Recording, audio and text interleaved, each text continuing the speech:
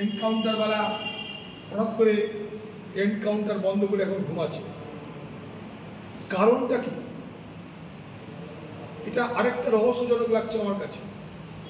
কারণ সমালোচনা এই সরকারের বিরুদ্ধে যে তোলা হচ্ছে, এই সমালোচনাটা কি তার দলের সেনাপতির প্রত্যক্ষ বা পরোক্ষ মদতে তোলা হচ্ছে?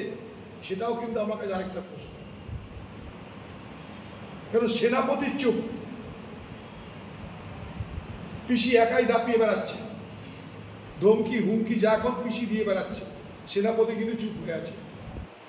এর পিছনে রহস্যটা কি এটাও জানা দরকার। ওকে এখনই গ্রেপ্তার করা উচিত। ওর মতন বড় ক্রিমিনাল বাজারে পাবেন কোথায়? এ বাংলার অপরাধ জগতের উদীয়মান সূর্যের নাম ওখানকার প্রিন্সিপাল। এখানকার বাংলার অপরাধ যে জগৎ, সেই অপরাধ জগতের উদীয়মান সূর্য মধ্যগগনে বিরাজ করছেন, তার নাম মিস্টার কে সন্দীপ। এবং তার পিছনে বাংলার মুখ্যমন্ত্রীর প্রত্যক্ষ পরোক্ষ মদত অবশ্যই আছে। আমি দায়িত্ব নিয়ে কথা বলতে পারি। সব কিছু হয়েছে প্রশাসনের নজরে থাকার সময়। আজকে উনি বুঝতে পারছেন বিপদ আসন্ন, আজকে ওই ভদ্রলোক বুঝতে পারছেন বিপদ আসন্ন, তাই তিনি আরেকটা নাটক করে আইনের সাহায্য নিতে চাইছেন। আইনকে বুড়ো আঙুল দেখিয়ে যারা প্রতিদিন আইন ভেঙেছেন, আইন ভাঙতে ভাঙতে আজ আমাদের ঘরের মা বোনদের নিরাপত্তাকে কেড়ে নিয়েছেন, আমাদের ঘরে একটা মেয়েকে একটা বোনকে আজকে খুন করানোর পিছনে আপনাদের প্রত্যক্ষ পরোক্ষ প্রশ্রয় কাজ করেছে। সেই সময় দাঁড়িয়ে বিচারকের সামনে জনতার দরবারে আপনাকে বিচার করা উচিত।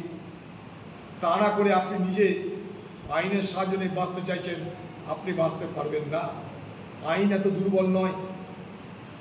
আইনের হাত থেকে আপনাদের মতন অপরাধীরা বেশি দিন জেলের বাইরে থাকতে পারে না বলে আমি দৃঢ়ভাবে বিশ্বাস করি। আপনাদের জেলে যেতেই হবে। ধরার ক্ষেত্রে পুলিশ ব্যাপক অ্যাক্টিভ থাকে, রাত দিন অ্যাক্টিভ থাকে, কিন্তু আর্যিকরের ঘটনায় যারা পরের দিন আবার ভাঙচুর করালো, স্থানীয় মানুষ দেখিয়ে দিচ্ছে এই ব্যক্তি ছিল। আরে বাবা, তো পুলিশ আর ক্রিমিনাল মিলেমিশে প্ল্যান করে করেছে, কে কাকে ধরবে? মমতার ডান হাত বাঁ হাত মিলেই তো কাজটা হয়েছে। সারা বাংলায় লক্ষ লক্ষ কোটি কোটি মা বোনেরা ঘর থেকে বেরিয়ে গেছে, মমতা প্রাণে সেটা সহ্য হয়নি, তাই ভাবলো দমন করে আমি থামাবো। এটা স্বৈরাচারী যারা, তাদের এটাই চরিত্র হয়। তারা মনে করে দমন করে পীড়ন করে সব কিছু মুখের ভাষা কেড়ে নেওয়া হবে।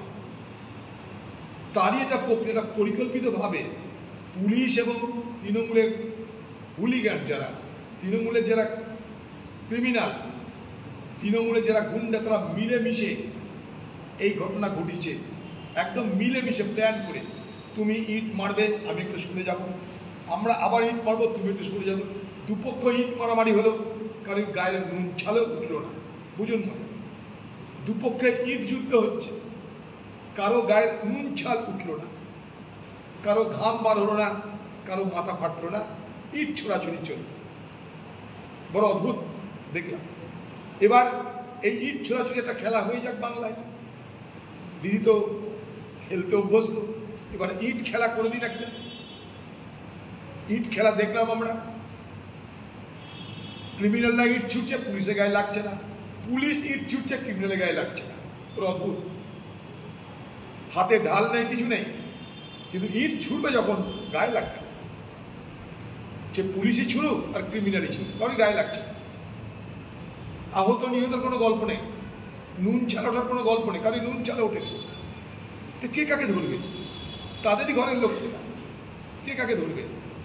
মমতা ব্যানার্জি থামাতে চাইছে, আন্দোলনকারীদের ভয় পাই দিতে চাইছে। আপনি পারবেন না, আপনি পারবেন না। বাংলার মানুষ আপনার বিরুদ্ধে চলে গেছে।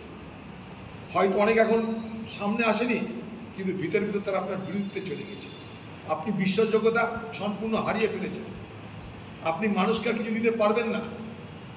মানুষ বুঝে গেছে আপনার দ্বারা কিছু দেওয়া সম্ভব নয়। অত্যাচার জুলুম ছাড়া আপনি আর কিছু দিতে পারেন না বাংলা মানুষ।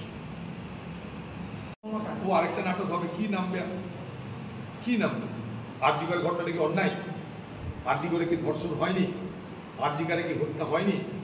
আগে তার ভালো হতো যদি তিনি বাংলার মানুষের কাছে ক্ষমা চাওয়ার জন্য পথে নামতেন। বাংলার মানুষ ক্ষম হে ক্ষম বলে যদি তিনি পথে নামতেন তাহলে শোভা দিত। আরও একটা মন্তব্য করেছে যে আরজিকর যা পরিস্থিতি তাতে বন্ধ করে দেওয়াই ভালো। হাইকোর্টের করা মন্তব্য, আরজিকরের রোগীদের অন্য হাসপাতালে পাঠিয়ে দিন। কোন হাসপাতালে পাঠাবে? সব হাসপাতালের অবস্থা এক। এটা জানা গেছে তাই, যেটা জানা যায়নি সেখানেও তাই হচ্ছে, হয়তো কম হয়তো বেশি। সব হাসপাতালে যারা মাথা তারা নিশ্চয়ই সন্দীপ দত্ত নন, এটা আমি দায়িত্ব নিয়ে বলতে পারি। কিন্তু এটাও ঘটনা যে সন্দীপ দত্ত একা তো নন, এটা পশ্চিমবঙ্গ নামক রাজ্যের যে প্রশাসন, সেই প্রশাসনের সৃষ্ট তিক্ত ফল। প্রশাসন আজ বাংলায় তৃণমূলের নেতৃত্বে এক বিষাক্ত বৃক্ষে রূপান্তরিত হয়েছে।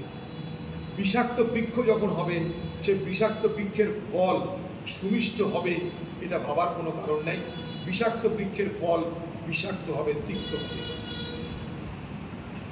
তাই আজকে যাকে দেখতে পাচ্ছি সন্দীপ দত্ত, সে হয়তো আমাদের কাছে দৃশ্যমান, কিন্তু আমাদের থেকে দৃশ্যমানতার বাইরে বাংলায় যে অপরাধ জগৎ আজকে তৃণমূলের আমলে তুলে পেপে বড় হয়েছে, তার আকার আকৃতি অনেক বড়, সবটা আমাদের চোখের সামনে আসছে না। এগুলো তো রোগের কতগুলো নমুনা, কতগুলো বহিঃপ্রকাশ। এই রোগ সারা বাংলাকে আক্রান্ত করেছে। শত্রু না, সাংবাদিক থাকার জন্য মানুষ সব দেখতে পাচ্ছে। সাংবাদিকদেরকে টার্গেট করছে পশ্চিমবঙ্গের পুলিশ বাহিনী পর্যন্ত। পুলিশ বাহিনীর চোখে সাংবাদিকরা চক্ষুশূল, দিদির চোখে সাংবাদিকরা চক্ষুশূল। কিন্তু সেই সাংবাদিকরা যখন দিদির প্রশংসা করে তখন দিদি হাসে। সাংবাদিকরা সত্যি কথা বলতে গেলে দিদির গায়ে লাগে, আর গায়ে লাগার জন্য সাংবাদিকের বিরুদ্ধে বদলা নিতে চাই। সাংবাদিকরা আজও এ বাংলার বিবেক, সেই বিবেক জাগ্রত করা আমাদের সকলের দায়িত্ব। সাংবাদিকরা আছে বলে আজও আমরা সত্যকে সত্য, মিথ্যাকে মিথ্যা বলে আমরা চিহ্নিত করতে পারছি। সাংবাদিকদেরকে শত্রু করবেন না দিদি। এই সাংবাদিকরা ছিল বলে আপনি মমতা ব্যানার্জি হয়েছিলেন। যখন আপনার উপরে হামলা হয়েছিল এই সাংবাদিকরাই আপনাকে দেখেছিল টিভিতে, তখন সাংবাদিকরা ভালো ছিল। আর আপনি যখন মানুষের উপর হামলা করছেন, তখন যখন সাংবাদিকরা নিরপেক্ষ দেখাতে চাইছে, তখন সাংবাদিকরা আপনার দুশ্মন হয়ে গেল। আপনার ডিকশনারিতে শত্রুকে আর মিত্রকে নতুনভাবে লিখতে হবে।